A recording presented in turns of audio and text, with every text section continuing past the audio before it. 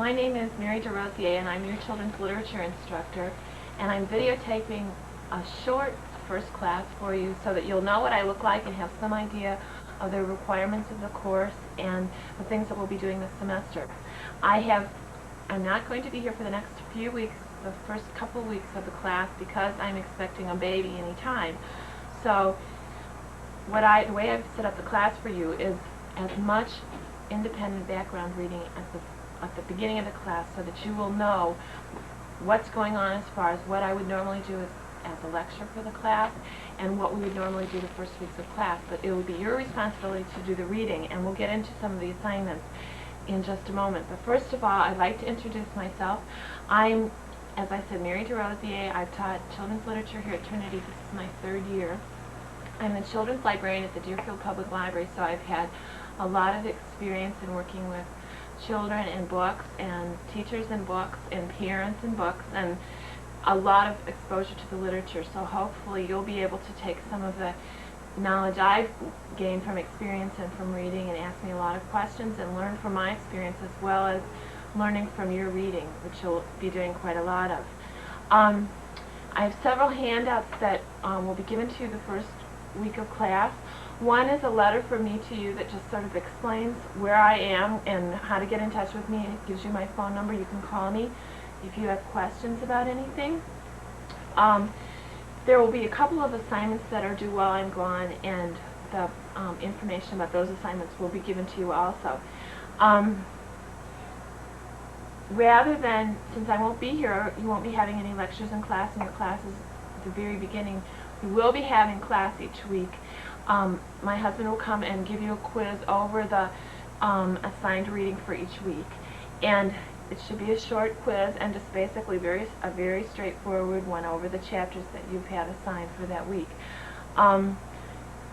Your required textbooks for the class are the Glaser, what I refer to as Glaser, which is Introduction to Children's Literature by Joan I. Glaser and Gurney Williams.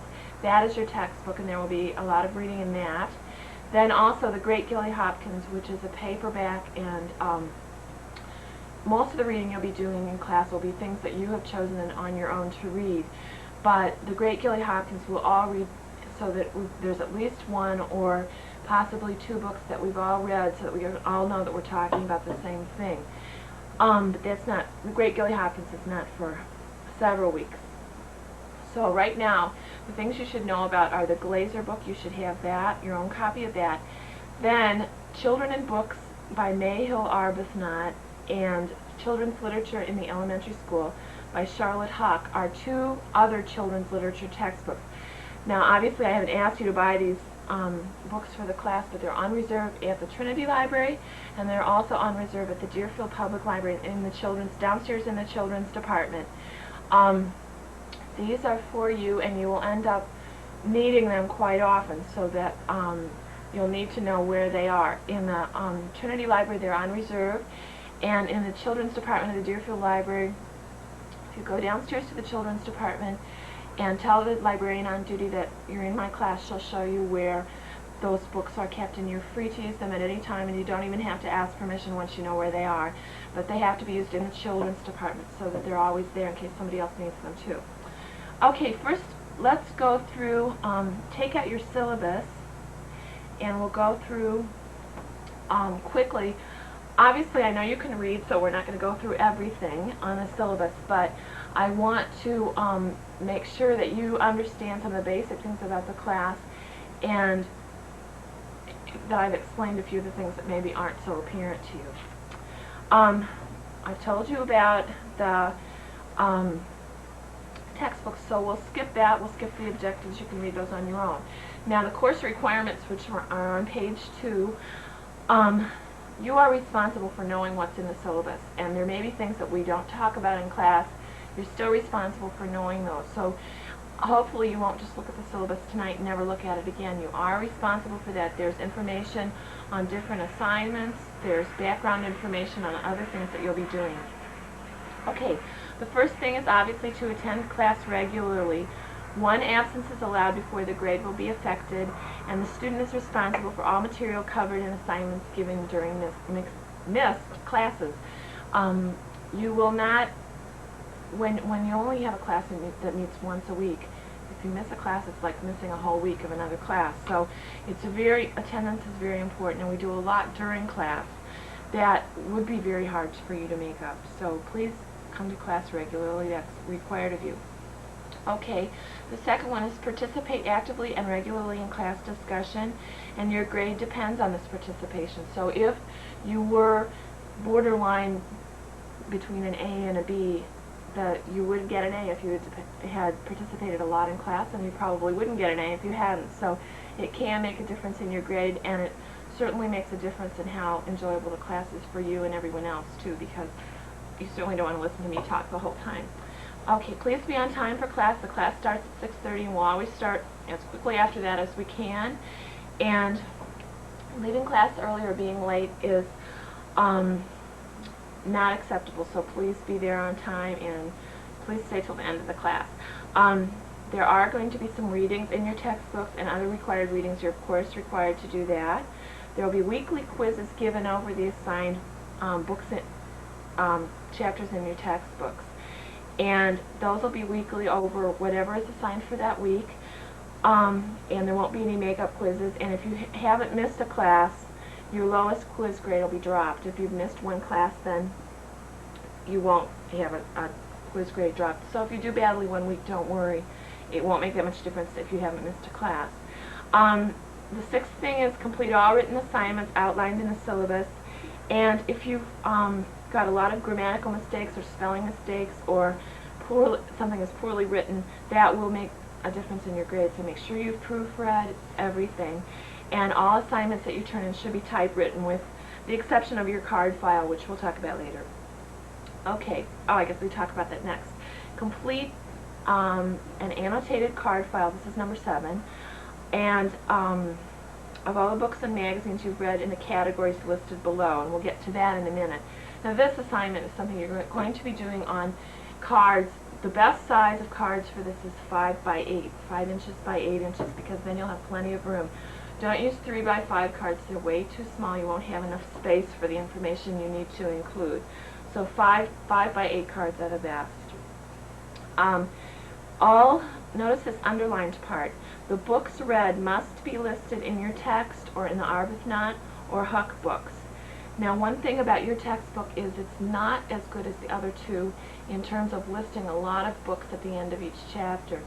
For example, when you're reading about picture books, in your book it'll only list a few books that are picture books, whereas in the Huck and Arbuthnot book they each list hundreds. So you have, when you're picking the books that you're going to be reading, choose books that are listed in your textbooks, either the Huck book or the Arbuthnot book or the Glaser book. That's why it's very helpful to have copies of these at the public library, because then you can use them when you're choosing your books. Okay, you do not need to type your cards up. They can be handwritten as long as I can read them. That's all that I ask. You'll be graded on the completeness and thoroughness of your cards and on the quality of the books that you choose to read. And the quality, that's why I'm having you read things out of those that are listed in those books, because you know they're quality books if they're listed there. Okay, let's see. Okay, it will be necessary for you to use public libraries in addition to the Trinity Library to find books that will satisfy the course requirements. There is no way that you can read enough books or enough quality books for this class by just using the Trinity Library, because their children's literature collection is so small, and for the most part it's quite old. So I suggest that you will have to use other libraries for that, to find books for the class. Okay, we'll go over quickly the rest of the card file assignment, because this will be something you'll be doing in later weeks, and we won't be starting right away with this.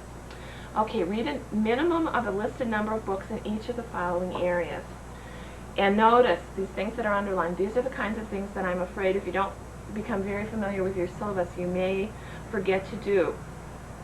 No more than one book by an author should be read in each category, and make sure the books you've chosen are in the appropriate category, because many authors have written books that are in different categories. They may have written picture books, they may have written fantasy, they may have written books about contemporary kids. There are all different types of books by the same author, so you have to make sure that you're reading from the right category. Okay, 10 picture books, and notice there are several authors listed that I've required that you read one each by, so be aware of that. Early readers, those are the books that children first learn to read on, and there's some authors suggested there.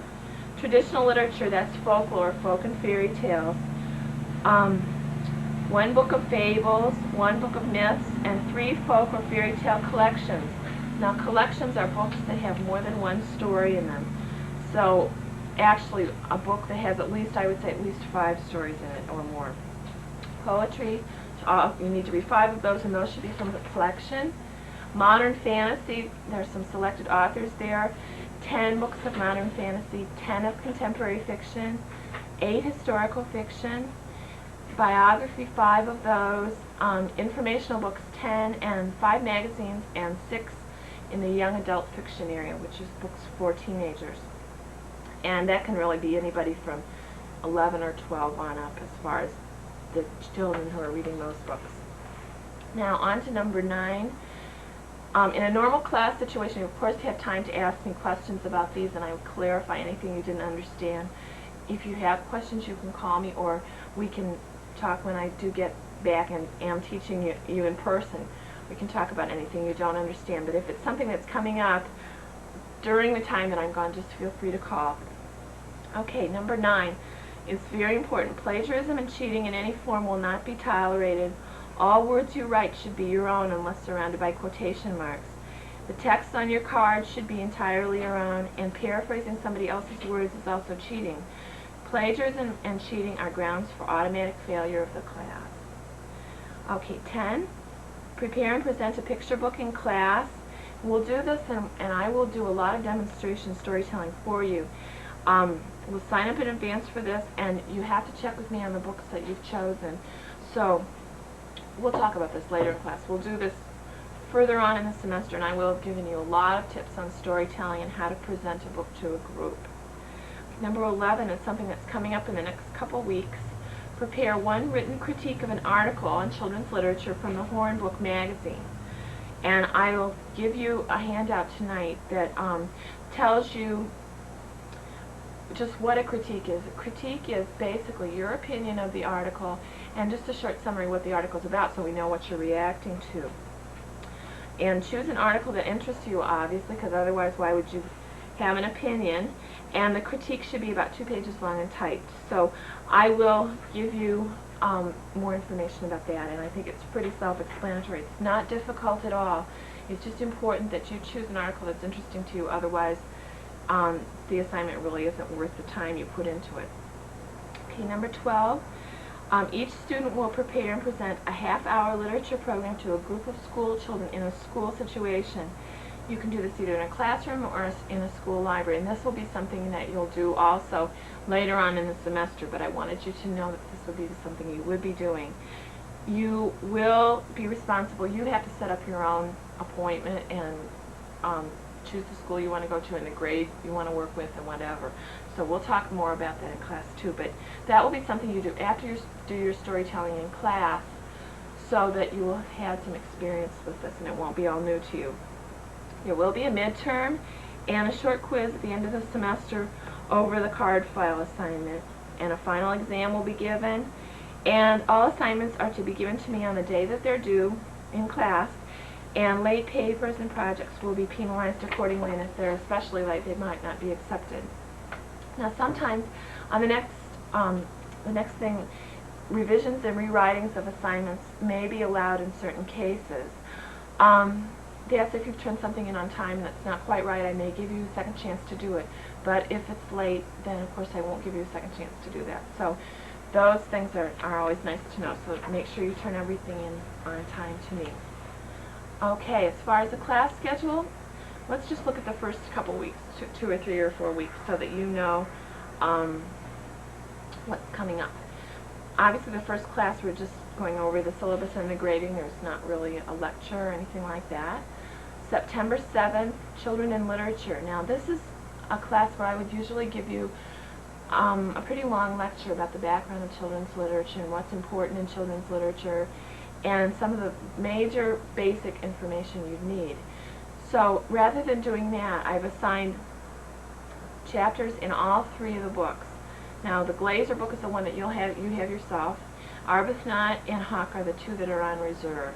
So you'll need to use those, and then on September 7th you will have a quiz over that reading, so you need to be familiar with it, and the quiz should not be difficult for you if you've read all this, but if you haven't, it probably will be quite hard. So you must read it, and you need to be very familiar with it, so it may take reading it more than once or reviewing it after you have read it. And I suggest taking notes on what you read too, because it'll help you with the midterm. September 14th is the history of children's literature, and again, from all 3 books you're reading the sections on history. So there may be some repetition, but maybe that repetition will help you really learn about it, and the review in each chapter will help you to help the information to really sink in. There will be a quiz on those chapters on the 14th, and then there will be, but that's the same day that your Hornbook article critique is due. So those things will all be due on those days. Then September 21st is picture books and early readers. Now notice I've assigned chapter 2 and chapter 3, and I don't say which book. If I don't tell you which book, that means it's the Glaser book, which is your own book, so you know that.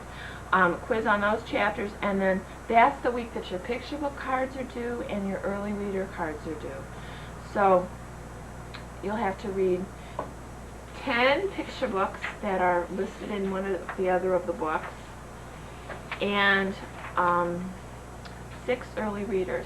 Now I'm quite sure that the Trinity Library has very few of the early readers, so you will have to use the public library for those.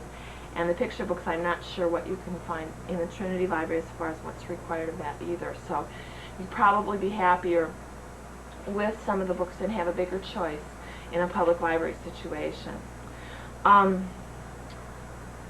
Okay, I think that's as far as we'll go. Now, one thing that we didn't talk about was the grading for the class, and that's right before the calendar here of what's going on in class.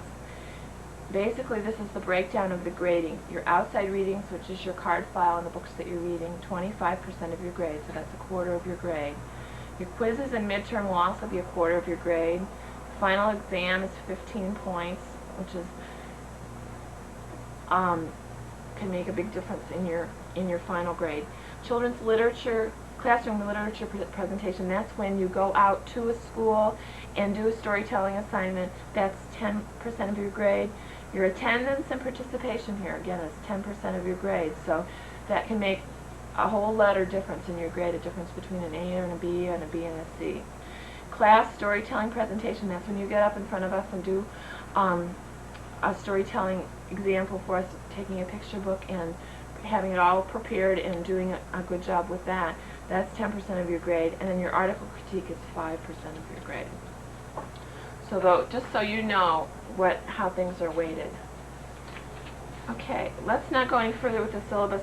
We don't need to go over the next few weeks. I'm sure you can read them, and I think it would be a good idea for you to go over what is on the syllabus, just so you know what's coming up and you can budget your time. I've tried to spread out things over the semester. There's a lot of reading in this class.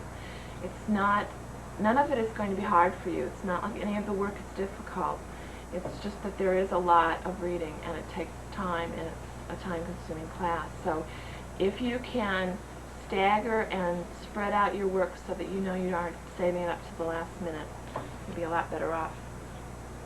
Okay, we've gone over the syllabus. You have the letter from me explaining how to get in touch with me and background information. You'll have an example of a sample card for the card file assignment, so you know, I know you know at this point, you're wondering what you're supposed to be writing on your cards. You will get an example, a sample card for that, and so you'll be able to tell just what I want on the card file assignment.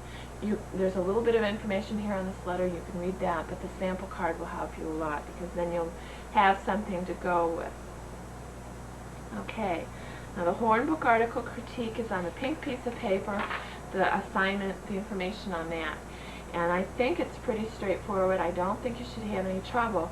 The only thing I can think of that may cause problems is, first of all, it may take you a while to find an article that interests you enough to work with.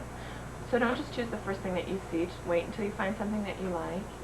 Then also, don't choose an article that just is reviewing a book or just talking about one book. Choose an article that's about an issue or some facet of children's literature. Don't just choose a review of a book. Okay, so make sure that'll make a difference in your grade if you do choose a review. I don't want you to do that. I want you to choose something that you would have an opinion on, because unless you'd read the book, you really wouldn't know, and that's really not an issue in children's literature, which is what I really want you to get some background with. Okay, let's see. All right, that's really about it for this first time. Remember that class starts exactly at 6:30, and for the next few weeks, my husband will be here to take attendance and give you your quizzes right at 6:30, and then that'll be the end of your class as far as there won't be any more class. So that gives you some extra time to do that extra background reading that we would usually be covering in lectures. So that gives you a little extra time for that. If you have any questions, you're welcome to call me at home, and I look forward to meeting you all within the next few weeks. And if you have any kind of problems or questions, just feel free to call me anytime. Thank you.